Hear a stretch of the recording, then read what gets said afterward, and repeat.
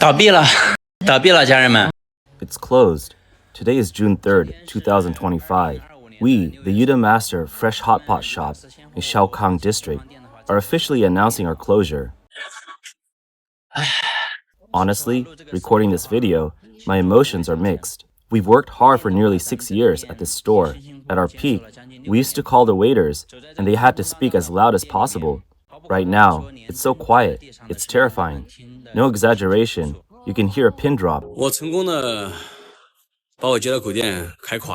I've successfully ruined my street side shop.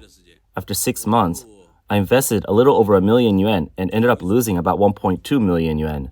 I'm not trying to gain sympathy, that's just life. We go through things, go through them. With loss comes gain. There's nothing I can do. 你们知道铜陵2025年开年 Do you know how many restaurants in Tongling closed at the start of 2025? 200, if not more. And today another one is shutting down. My hotpot shop, Manzi Hotpot, which I've managed for 10 years, is officially closing today. 在境外风投的150万牛蛙火锅店倒闭了。 The 1.5 million yuan investment in the Bullfrog Hotpot shop in Zhejiang Wangfeng has closed. It's nearly all demolished now. All the online platforms have shut down, and the barriers have been put up. In just over a year, I've lost 20 pounds, and my hair has gone gray. Across China, self-service hotpot owners are sharing closure videos filled with regret and frustration. Losing money daily has left them no choice but to shut down. Recently, a story about a hotpot restaurant closed after 45 days, 600,000 yuan loss in beef freedom scam, went viral on China's major social media platforms. On Douyin, the topic garnered over 32 billion views. In Xiaohongshu, it sparked more than 3 million discussions. And on Weibo, it exceeded 100 million discussions. In Hanzhou Zhejiang, a 32-year-old programmer invested his life savings of 600,000 yuan in a fresh-cut beef self-service hotpot franchise, believing it was a golden opportunity. But after just 45 days, the business collapsed, forcing a closure. Equipment was sold at a third of its value, and his 600,000 yuan vanished. This isn't an isolated case, but a snapshot of countless silent failures during the self-service restaurant startup wave the past 2 years. Self-service hotpot, especially beef hotpot, became widely popular. China's self-service restaurant market grew past 120 billion yuan in 2024, with double-digit growth painting an attractive picture. These numbers acted like a beacon, signaling to anxious, directionless, or laid-off workers. Look, here's a chance to make money. Fresh-cut beef self-service hotpot emerged as a hit concept during this time. From 2023 to 2024, beef wholesale prices plummeted, dropping below 30 yuan per kilo in some areas, enabling the low-cost, all-you-can-eat model with temporary cost support. The self-service model, in theory, cuts labor costs, seemingly addressing the restaurant industry's persistent challenges: high rent, labor, ingredient costs, and low profits. With the right timing, location, and workforce, it appeared perfect, quickly labeled a surefire moneymaker. But trends shift fast. By 2025, beef wholesale prices soared back to 30 to 40 yuan per kilo, a stark contrast to the earlier low. Fresh-cut beef self-service hotpot thrived on fresh meat, variety, and value for money, but these strengths became burdens. With ongoing US-China trade tensions and rising beef prices, costs have become an insurmountable barrier. Using high-quality beef now threatens to crush owners financially. Under this pressure, some resorted to cutting corners, using frozen beef or cheaper substitutes to deceive customers. The result, poor taste. Customers, far from fooled, noticed immediately, and bad reviews spread like wildfire. The consequence was clear: no repeat customers, emptier stores, mounting losses, and a vicious cycle leading to inevitable closure. I beg you, please don't open a beef self-service restaurant. Last year, people thought it was a perfect opportunity. Everyone rushed in, thinking that if they just got in on the franchise, they'd have a great location and would definitely make money. A few months later, as expected, it all came crashing down. Look, the landlord is renting directly, and franchises can't even transfer. Can you say this location is bad? It's on the busiest street in the area. Tens of thousands of yuan, just like that, all gone. When the self-service beef hotpot trend surged, traditional hotpot chains attempted to reinvent themselves as self-service to survive, but all ultimately failed. Hotpot Dining Insight, a Chinese restaurant media outlet, notes that the self-service model isn't a universal solution. The core issue is that self-service hotpot lack distinction and face serious challenges. Reinventing as self-service is a high-risk gamble, either a revival or a swift demise. It conservatively estimates that 30,000 hotpot restaurants closed in the first half of this year, averaging about 166 closures daily, a staggering figure. A report highlights a hotpot restaurant owner sharing a list of failed hotpot shops in a local county, including well-known chains and 20-year-old establishments. The list covers only some closures, with several shops still seeking buyers. One, which invested over 2 million yuan and opened less than a year ago, has an anxious owner urgently seeking a buyer. Beyond beef hotpot closures, seafood hotpot shutdowns are also drawing significant attention from industry insiders and the public. 蓝海码头全沈阳最有 Blue Sea Wharf, the most spectacular seafood self-service hotpot in Shenyang, has shut down. 看来东莞长安的餐饮生意也不好做了。 Looks like the restaurant business in Dongguan Chang'an isn't doing well either.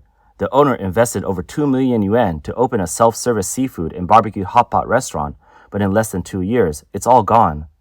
In February, a Shanghai seafood buffet restaurant abruptly closed, with the owner disappearing. Preliminary consumer estimates indicate that over 1 million yuan in prepaid funds were lost. Specializing in seafood hotpot, the restaurant featured live Boston lobster as its signature dish, with lunch sets priced between 380 and 650 yuan. Seafood buffet hotpot owners facing no profits are forced to close. However, sudden closures and absconding without addressing prepaid funds deceive consumers. Customers are left with no recourse, and owners become defaulters. Such incidents have even struck high-end seafood buffet hotpot restaurants.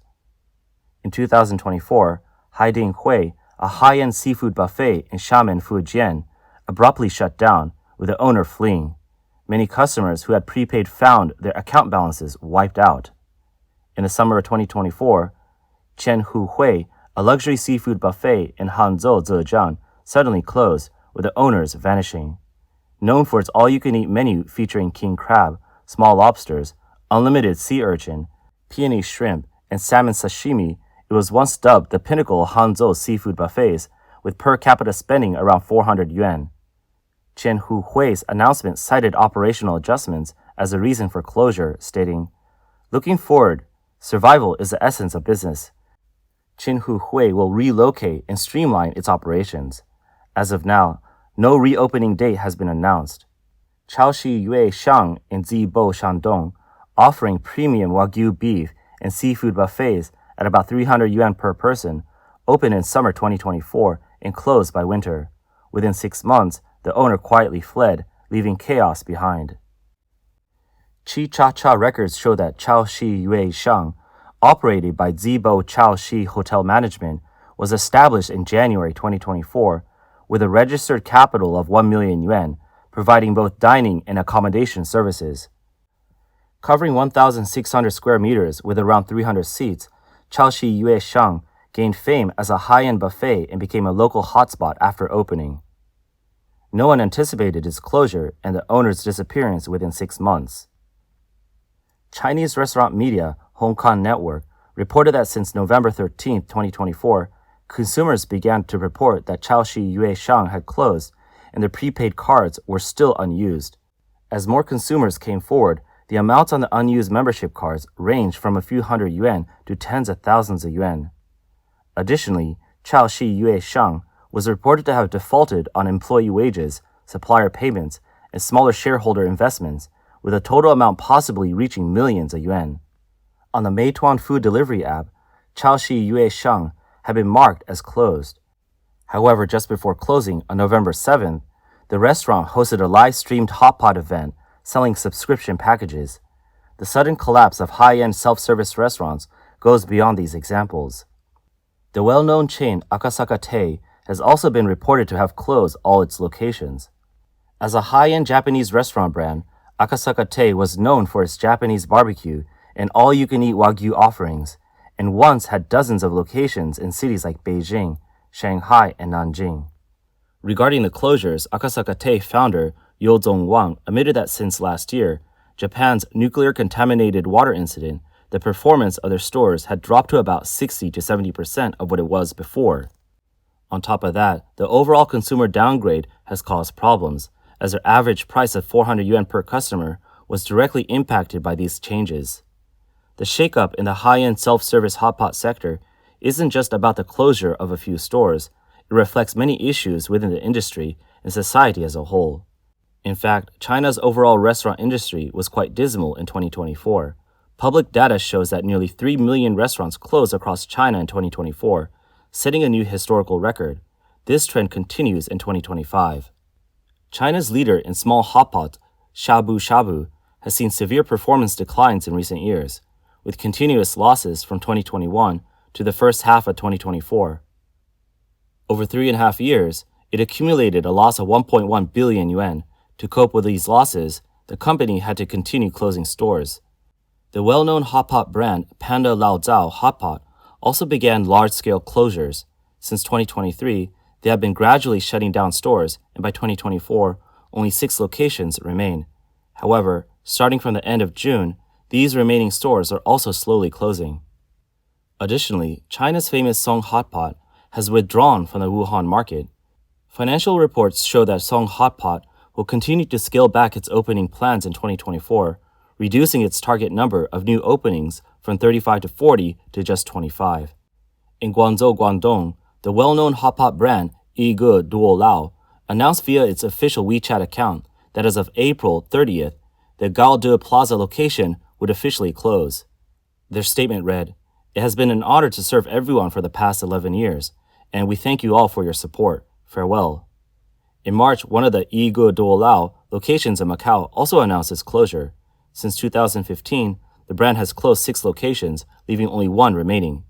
Yi Ge Duo Lao Macau was established in 2007, specializing in Macau-style hotpot with an average spending of 104 yuan per person. When it first opened, it was bustling with customers. Since 2020, 2 black swan events, COVID-19 and economic downturn, have struck, leading to the collapse of the hotpot industry, high-end hotels, and upscale buffets. Lockdowns and weakened consumer confidence have shifted spending from extravagant dining to modest meals. Scholar Mr. Liu told Radio Free Asia that the restaurant industry's decline stems from shifts in supply and demand. On the demand side, a sluggish post-pandemic economic recovery, shrinking middle-class wealth, unpaid civil servant salaries, and rising unemployment among grassroots workers have driven more rational spending, prioritizing value for money and essential items. High-end dining and trendy restaurants have faced significant impacts. Internet commentator Lao Zhao argues that restaurant closures show ordinary people lack disposable income. Without money, who would dine out? Current trends suggest this will worsen as businesses see no clear path forward. It's closed. The hotpot industry is so competitive now. Many big brands and large hotpot chains are facing closure. Before, if you wanted to eat hotpot at 9 or 10 p.m., you had to make a reservation and wait in line. Now these places are facing shutdowns. Why is this happening? Because the overall environment is frustrating, and today's consumers are saying it's hard to even make money. China is experiencing a decline in consumption, reflected in buffets and self-service hotpots. Mainstream buffet brands have shifted from high prices of 200 to 300 yuan to more affordable, budget-friendly options. Hong Kong Network data shows that by July 2024, 52.6% of buffet outlets nationwide had per capita consumption of 80 yuan or less, up 1.9 percentage points from 2023. Outlets with per capita consumption of 100 yuan or less reached 66.9%, up 2.4 percentage points from 2023. As high-end self-service hotpots close, cost-effective small hotpot chains have gained traction, with brands like Weilai Small Hotpot, Chen Wei Yiding Self-Service Hotpot, Longge Self-Service Hotpot emerging. Consumers, increasingly savvy, prioritize value for money when dining out. The term poor man's meal has gained traction in China's dining scene.